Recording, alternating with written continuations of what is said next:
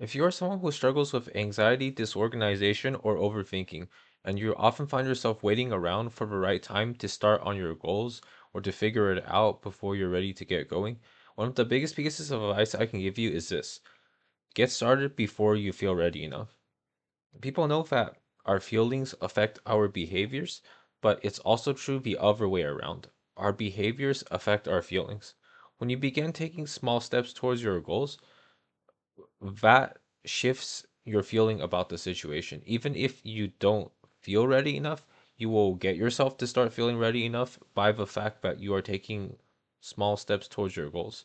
It might not seem like those small steps do much towards your goal, but they have the psychological effect. They like give you a really big morale boost because you see that something is happening towards your goals. It's not just like a thing where another day passes and you're getting more and more demoralized because it feels like days are just passing and you're not making progress on your goals. You're just stuck in the same anxious, overthinking loops, stuck in the same context as always.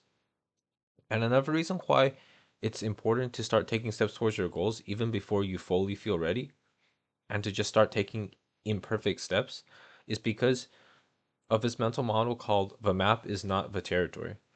And this model states that our maps of reality are different from reality itself.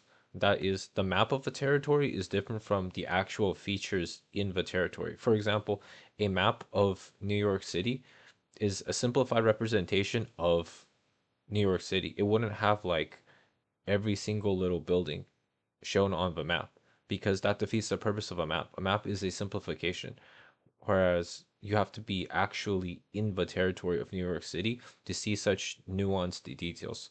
So why am I bringing up this mental model?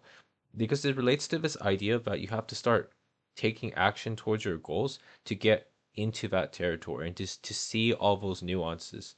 Like the map you have in your head of what you think is going to happen in reality, especially if you're someone who struggles with anxiety, disorganization, overthinking, it's often an overgeneralized map. It's an oversimplification of things that is a logical lapse of what will actually happen in reality if you were to get in there and do it and get that actual evidence. When you get in there and you start taking steps towards your goals, you see things that you couldn't possibly have anticipated from the viewpoint of when you were just sitting there in your head and trying to make the perfect plan and not doing anything and just imagining all the things that could go wrong.